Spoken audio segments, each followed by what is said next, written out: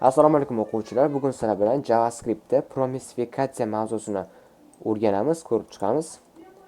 Xo'p, mana ekranda ko'rayotgan funksiyalar sizlar bilan introduction callback mavzusida o'rgangan, yaratgan funksiyamiz. Biz u mavzuda asinxron ishlaydigan funksiyani callback funksiyaga asoslanib yaratgandik.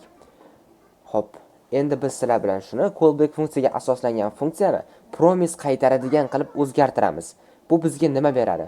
Bizga natijamiz chiqqandan keyin natija ustida ishlash, natija xatoliklarini tutib qolish, then va catch metodlari orqali shu imkoniyatlarni beradi.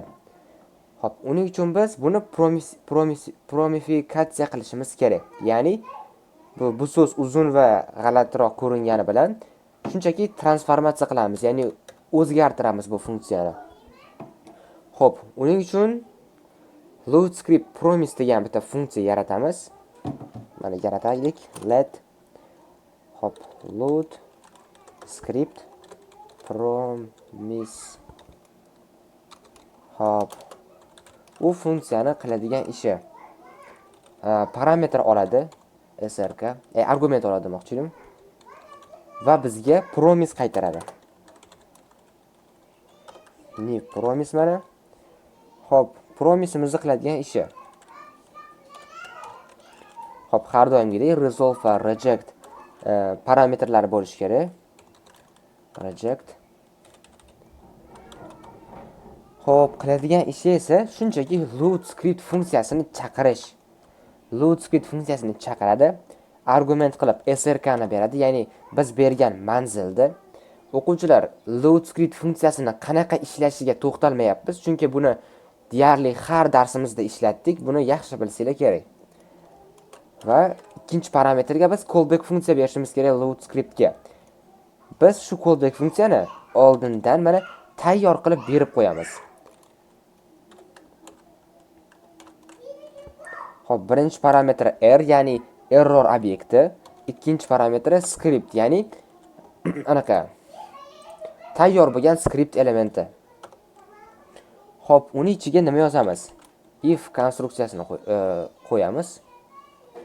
Shart sifatida shunchaki errorni qo'yamiz. Agar error obyekt bor bo'lsa, ya'ni argument qilib error obyekti bergan bo'lsak, o'shanda reject qismida reject qilib error obyektimizni qaytarsin. Agar unaqa bo'lmasa, else bo'lsa, hop, else bo'lsa shunchaki resolve qilib yuborsin, chunki yo resolve yo reject bo'lishi kerak. Scriptda resolve qilib yuboradi, script elementimizda. Xo'p, mana kodimiz tayyor. Biz hozir bu load script funksiyamizda promifikatsiya qildik. Bunda nima bo'ladi? Biz load scriptni chaqirmaymiz, load script promise chaqiramiz. Qani, chaqirib ko'ramiz. Load script promise qolib ketdi, uzr. Load script promise. Unga argument qilib birorta skriptimizni manzilini beramiz. Aytaylik, script 1 deb beramiz mana. Xo'p. Script 1 deb berdik. Xo'p, load script bizga promise qaytaradi. O'sha promise load script funksiyasini chaqiradi. Shunda load script funksiyasi ishlab, agar yuklab bo'lingan bo'lsa, callback funksiyani chaqiradi. Callback funksiya mana bu funksiyaga teng. Xo'p, null da argument qilib beradi birinchi parametrga, ikkinchi parametrga script elementini. Demak, arrayimiz null, ikkinchi arrayimiz null. Demak, birinchi shartimiz false. Shunda ikkinchi shartimiz ishlaydi, scriptni resolve qilib yuboradi. Demak, hammasi to'g'ri ishladi. Va biz mana bu yerda then metod orqali script 1 degan script faylimizning ichidagi 1 degan funksiyani chaqirishimiz mumkin. 1 degan funksiyani yozib qo'ysak bo'ldi. 1 degan funksiyani qayerdan oladi? Script 1 degan JS hujjatimizdan. Xo'p, natijani tekshiramiz, ishladimi rostdan ham. Xo'sh, go live qilamiz, chunki bizga konsolga chiqarish kerak. 1 is not defined. Xo'p. Balki mana qilishimiz kerakdir.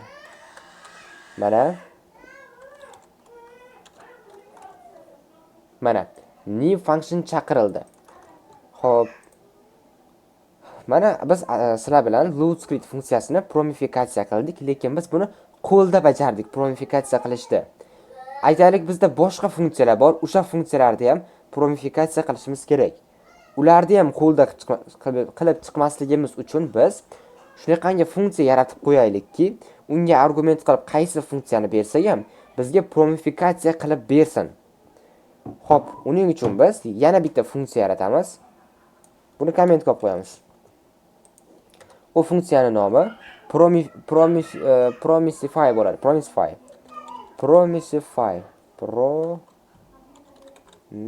Oldin funksiya yarataylik. Mana promify.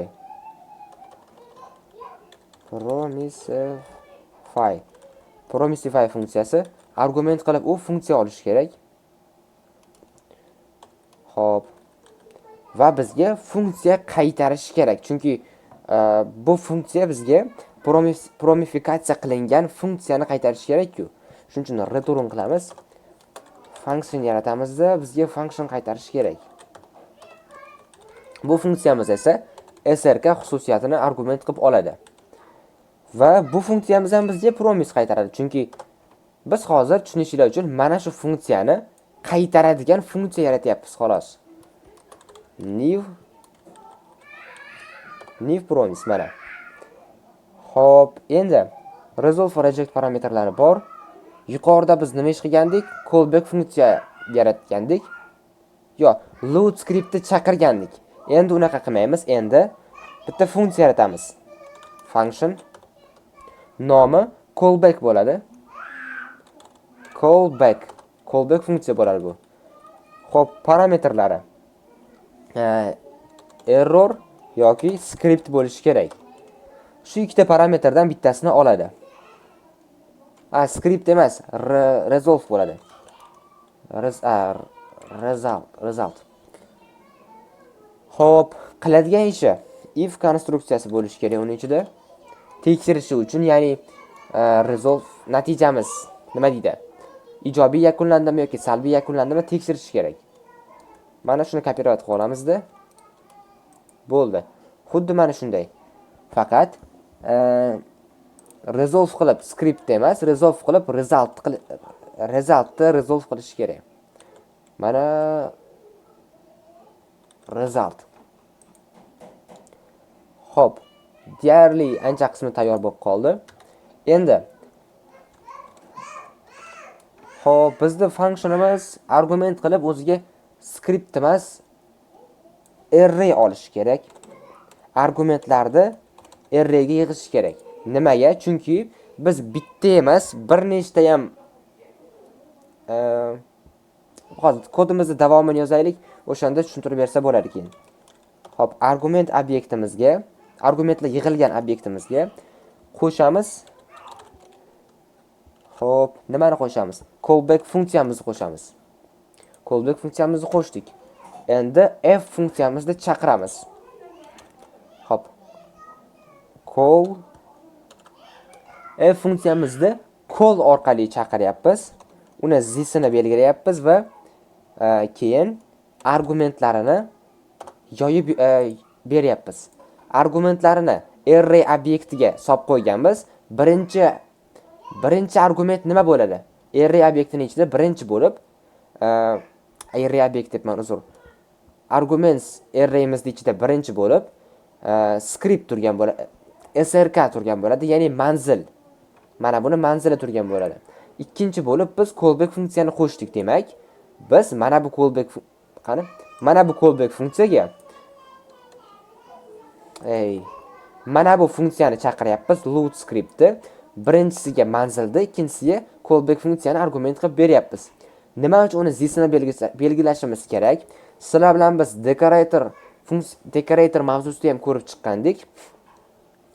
Funksiyani bunaqa qilib chaqirayotganimizda uning zisi yo'qoladi va biz kutgan natija bo'lmaydi. Shuning uchun ham biz uni zisini belgilab berishimiz kerak. Xo'p, ishonch hosil qilish uchun mana callsiz chaqirib ko'ramiz. Split operatori va arguments obyektimiz. Hozircha callni yozganimiz yo'q. Endi biz bu funksiyamizni chaqiramiz. Qanaqa qilib chaqiramiz? Oldin Promisify funksiyamiz orqali yangi bitta funksiya yaratib olaylik. Xo'p, mana. Xo'p, Promisify funksiyasini chaqiramiz. Promisify argument qilib loadScript funksiyasini beramiz, chunki loadScript funksiyasini bizga promifikatsiya qilib berishi kerak. Xo'sh, keyin loadScript funksiyasi demak promifikatsiya qilingan funksiya bo'lib chiqyapti. Biz unga argument qilib birorta skriptning manzilini beramiz. U bizga promise qaytarishi kerak. Biz unga then metodini chaqiramiz. Then metodini chaqirib, xo'p, script deb nomlaymiz. Xo'p, birinchi parametr script qiladigan ishi esa konsolga chiqarsin. Konsolga nima deb chiqaradi? Script yuklantirib chiqarishi kerak. Xo'p, string ma'lumot turida chiqaradi. Script yuklandi. Xo'sh, script yuklantirib chiqaradi va shu script elementini ham qo'shib qo'yamiz. Xo'p, va script bir hujjatimizning ichidan bir degan funksiyamizni ham chaqirish kerak. Uni tagidan bir degan funksiyani ham chaqiramiz. Agar hammasi to'g'ri yuklangan bo'lsa, xatolik bo'lmasa, bir degan funksiyamiz to'g'ri ishlashi kerak va error bo'lmasligi kerak. Xo'p, natijamizni tekshiramiz. Script yuklandi va mana elementimizni ham ko'rsatyapti. Xo'p, callsiz ham ishlata oldik-ku deb o'ylashinglar mumkin. Hozirgi kodimizda biz callsiz ishlata oldik, lekin chunki bizda mana bu loadScript funksiyamiz global kontekstda yaratilgan.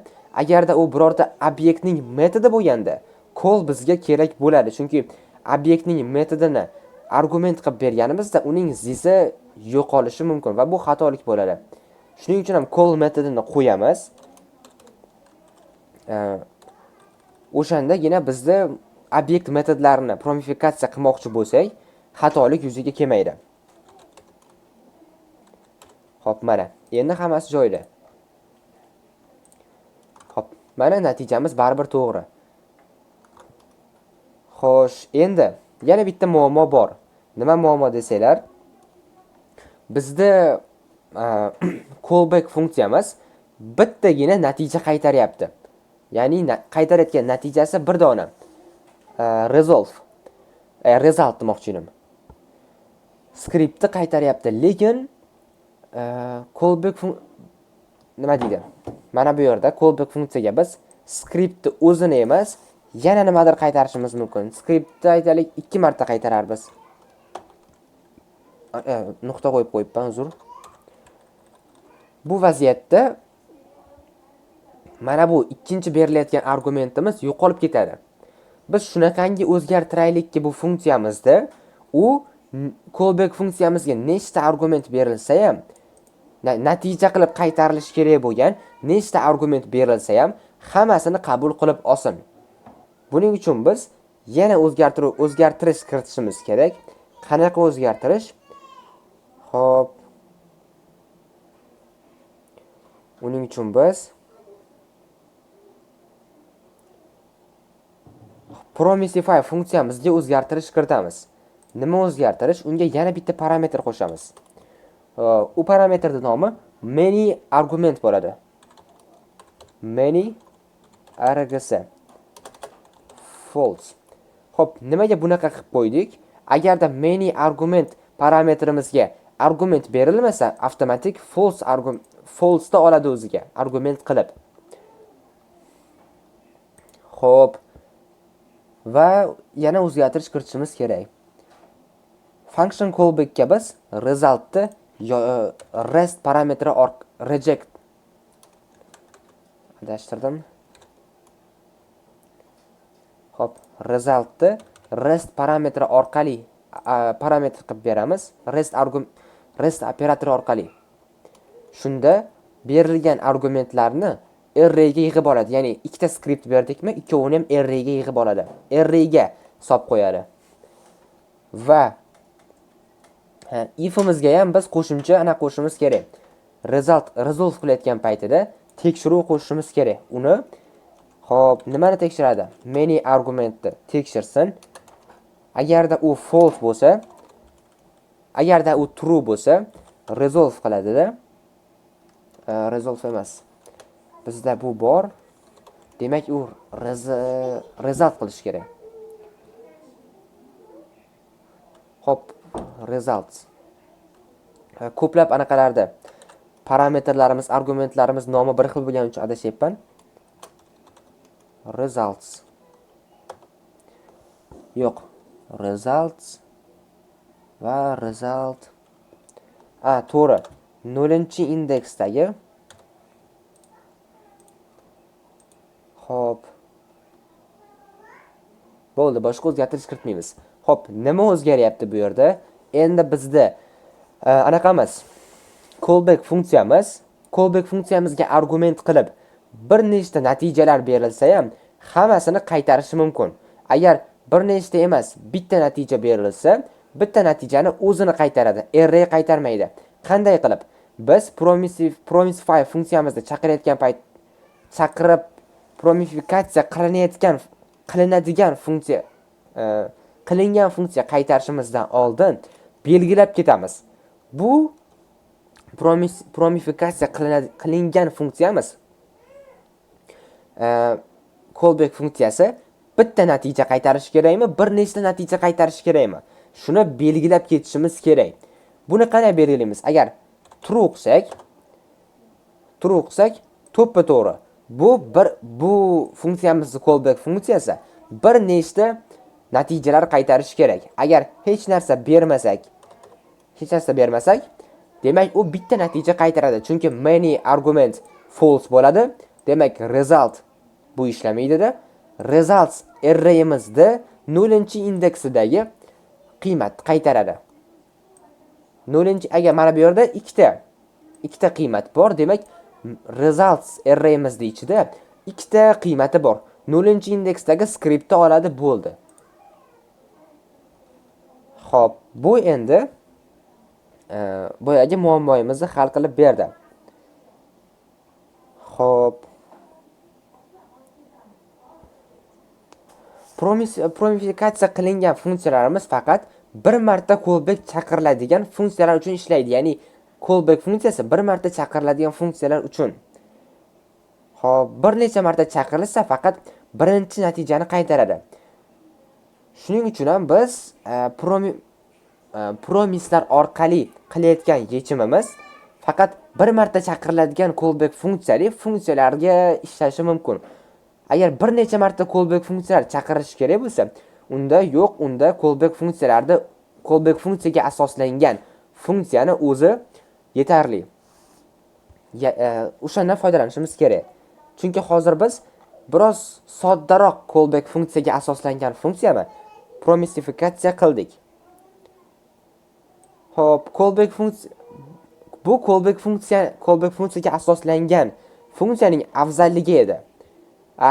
Promisga asoslangan funksiyani afzalligi esa bizga qaytarilgan natijani ustida keyinchalik ham ishlashimiz mumkin. Uni qanday qilamiz? Mana shu then metodi, catch metodlari orqali. Hop, bugungi darsimiz shulardan iborat edi. Topshiriqlarni diqqat bilan bajaringlar.